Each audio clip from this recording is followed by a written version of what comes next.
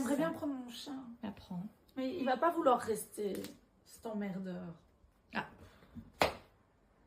Salut la team, j'espère que vous allez bien. On se retrouve aujourd'hui pour une nouvelle vidéo qui va s'appeler « Et pourquoi pas admettre que j'ai voulu prouver des choses ?»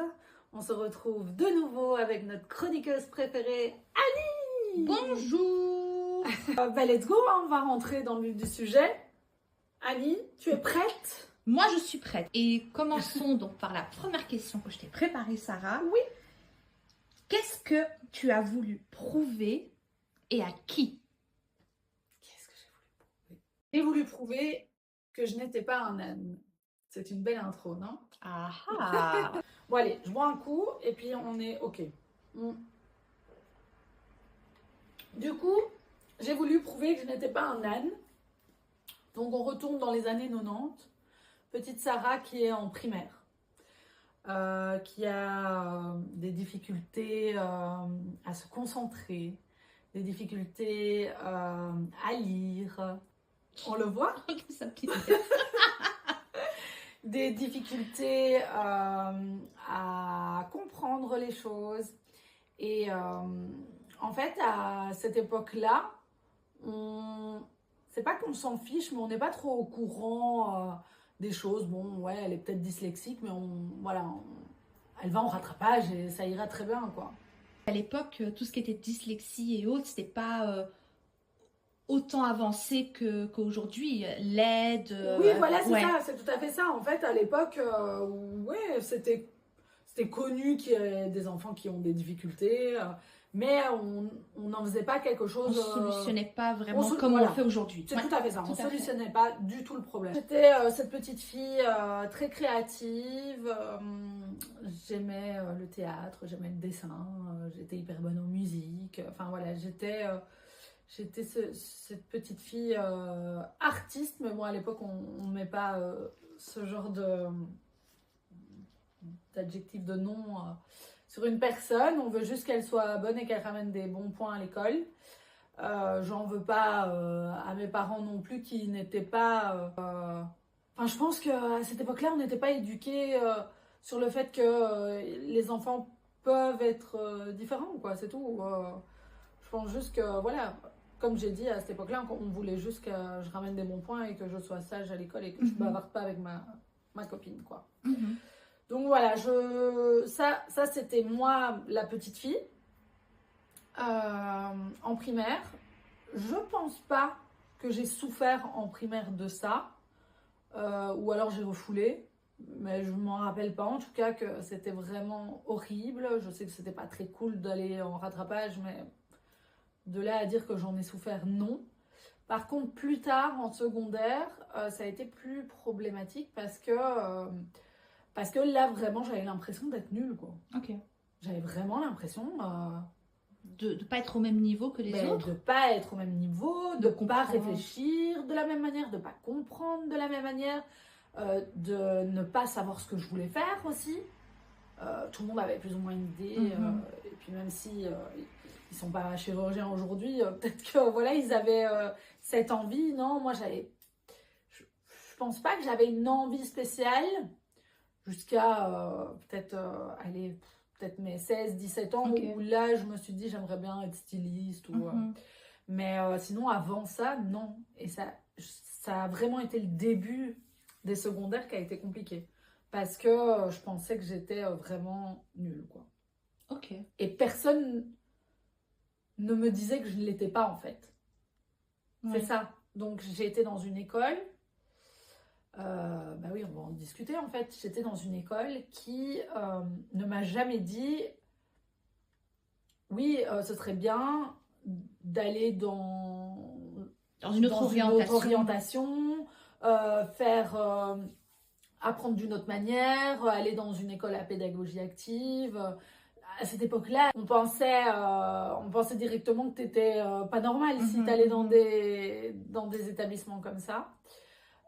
Donc voilà, voilà. Donc c'est dommage. Bah déjà, en étant ado, c'est compliqué de survivre à cette période horrible où tu ne comprends déjà rien à la vie et que tu crois que tout le monde est contre toi. Mais en plus de ça, de se sentir nul, c'est vraiment pas cool. Ouais. Donc, j'espère que ça répond à la question, je ne sais même plus. Oui, oui, ça répond à la question, Okay. mais C'est quoi surtout, la je pense, qu'est-ce que tu as voulu prouver quoi et à qui? Pour revenir à la question, à qui j'ai voulu prouver, évidemment, j'ai voulu me prouver à moi-même et à tous les gens qui sont autour de moi que j'étais pas un âne, que j'étais pas nulle, j'étais juste différente et ailleurs, quoi. Enfin, tu vois, donc voilà. Ok. Ce que je trouve ça super intéressant ce que tu dis parce que je me rappelle à l'époque, on a plus ou moins la même tranche d'âge, c'est qu'en fait quand tu étais différente, j'ai aussi été comme ça, on t'orientait toujours vers le professionnel ou la technique, mais ça. sans pour autant dire ah oui t'as plutôt cette âme artistique, t'as plutôt cette âme mais mécano, peu importe. C'est toujours péjoratif comme Très ça. Très péjoratif parce que la personne qui devait aller en professionnel ou en technique, ils sont bêtes, c'est les bêtes qui vont là-bas, mais en fait non. Non. Justement, Sarah, je pense qu'il y a beaucoup de parents qui t'écoutent aujourd'hui, qui sont en train de te regarder. Qu'est-ce que tu aimerais leur dire? Quel message tu aimerais leur apporter? Et sur quoi tu aimerais en fait les alarmer? En fait, c'est important d'écouter son enfant, d'entendre que c'est difficile pour lui d'apprendre telle ou telle chose. Mais je pense qu'aujourd'hui, on est plus éduqué à ça aussi. Je pense aussi que les profs de la génération d'aujourd'hui, ils ont mon âge, les profs, et ils ont grandi avec les alternatives, les médecines alternatives, les enseignements alternatifs. Enfin voilà, donc je pense qu'aujourd'hui, on est un peu plus éduqué à ça. Oui. Mais oui, si maintenant je pouvais donner un conseil en tant que parent, c'est d'écouter son enfant, d'entendre où sont ses passions, où sont aussi ses difficultés, les choses qu'il comprend, les autres choses qu'il ne comprend pas, la logique dans tout ça. Je pense que c'est important de se dire aussi que son enfant n'est pas nul en fait. Enfin, à aucun moment, ma maman m'a pas dit t'es nul, mais elle n'a jamais dit t'es pas nul. En fait. Donc moi je ressentais cette sensation de je suis pas à la hauteur et personne ne me disait que j'étais à la hauteur. Parce que moi quand j'étudiais mes examens, je mettais 5 jours, 24 heures sur 24, plonger mon nez dans le cahier et ça ne rentrait pas. Mais d'un autre côté, j'avais ma cousine qui, elle, lisait 2 fois le bazar et c'est bon. Donc voilà, il faut aussi pas comparer. Parce que je pense que les parents, ils aiment bien comparer aussi. Oui, mais Gertrude, elle a pas fait comme ça. Ben oui, mais Gertrude, c'est pas moi. Donc voilà, je pense que chaque enfant est différent. Il a une manière différente d'apprendre. Et puis, évidemment, si maintenant, il y a tout ça qui se met en place, allez voir quelqu'un, quoi. Allez voir quelqu'un, allez voir un psy, faire un bilan, voir où sont les problèmes et y remédier avec tout ce qui est à disposition pour l'instant. Exactement. Pour l'instant. Exactement. Voilà. Je me dis souvent que si à l'époque j'avais eu l'aide nécessaire, peut-être que j'en serais où je suis aujourd'hui, mais peut-être que ça aurait pas été aussi difficile en fait, et que ça aurait été plus doux. Du coup, voilà. Ok, donc je suppose que tu as quand même remédié à tout ça. D'après toi, en fait, quelle a été ta démarche et quand est-ce que tu t'en es rendu compte que... Quand je m'en suis rendu compte. Voilà. Oui, bien sûr, j'ai remédié à ça. Donc, comme j'en parlais dans la vidéo de présentation, à 30 ans, j'ai suivi un bilan psychologique. Et, attendez, parce qu'il y a mon chat qui est en train de courir après sa souris. C'est à qui ça? C'est à qui ça? Allez. Où est-ce que j'en étais? Donc à 30 ans, tu as suivi ton bilan psychologique. J'ai fait un suivi. Donc j'ai fait un bilan HP, ça s'appelle. Parce que je suis arrivée voir cette psychologue en lui disant, écoutez, je sens que j'ai des capacités en moi, parce que tout ce que j'ai entrepris jusqu'à maintenant ont réussi. Clairement, j'ai énormément voyagé, j'ai appris des langues, comme ça. Enfin, mes boulots, j'ai toujours excellé. Donc, c'était pas possible, en fait, dans ma tête, que je sois nulle. Ouais. Vu que j'arrivais à faire ça. Donc, j'ai parlé de ça avec la psy, et la psy m'a, du coup, redirigée vers ce bilan HP, qui a démontré, du coup, que j'étais HPI, HPE et TDAH, à vos souhaits. Le combo gagnant. Donc moi, je pensais vraiment, parce que c'était à cette période-là où on commençait à entendre, je dis pas que c'était une mode, hein, mais on entendait, oui, je suis hypersensible, moi je suis hypersensible. Ok, moi je pensais que j'étais hypersensible, effectivement, mais je ne pensais pas que j'étais hyper intelligente et hyper créative et aussi j'étais facilement déconcentrée, quoi. Et donc du coup j'apprends ça, et en fait quand elle m'a dit ça, vraiment quand j'ai reçu les résultats, parce que c'est un bilan sur plusieurs étapes, ça a un coût aussi de le faire, mais c'est important, je pense. Mais du coup, quand j'ai reçu les résultats, j'ai pleuré.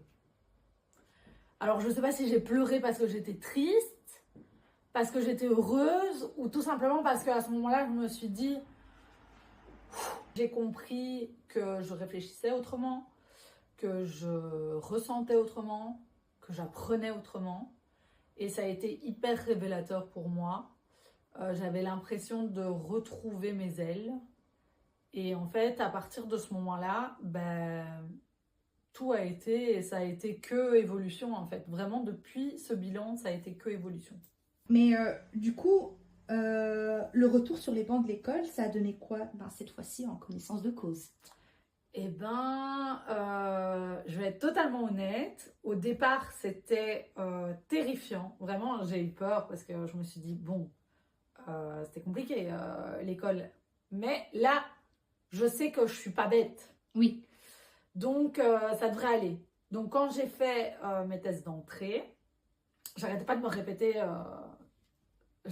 répéter, oui, bon, c'est bon, t'as un QI, donc t'es censé répondre convenablement. On va pas te dire que t'es nul, quoi.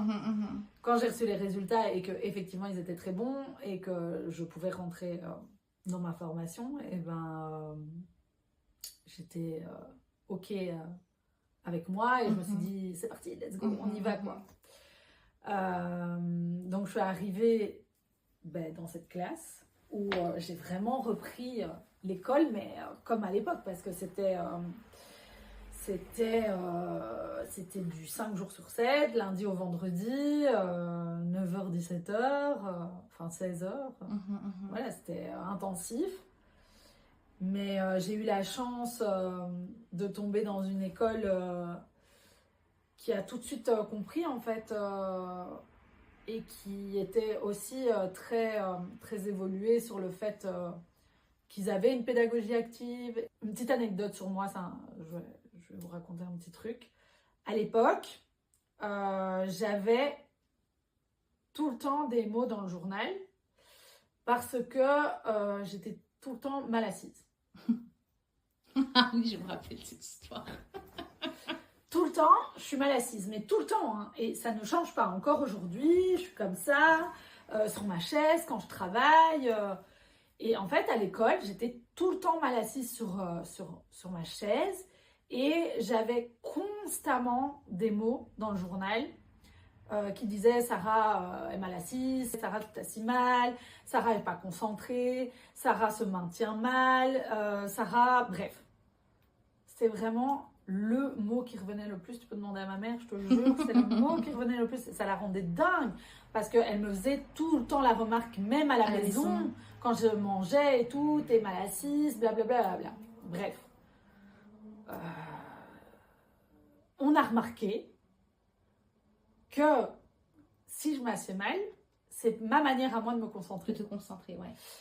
Et donc, en fait, le fait d'être mal assise pour eux, c'est ma manière à moi de rester centrée sur ce qui est en train de se passer, sur le sujet, voilà, c'est ma manière d'être concentrée.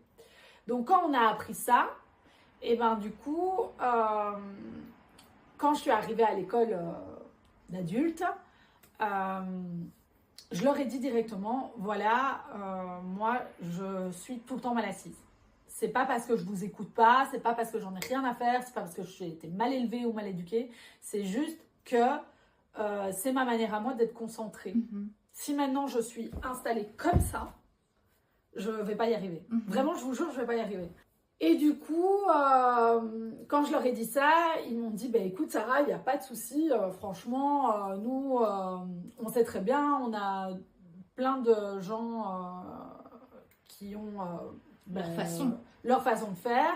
Et nous, on est hyper ouverts à ça.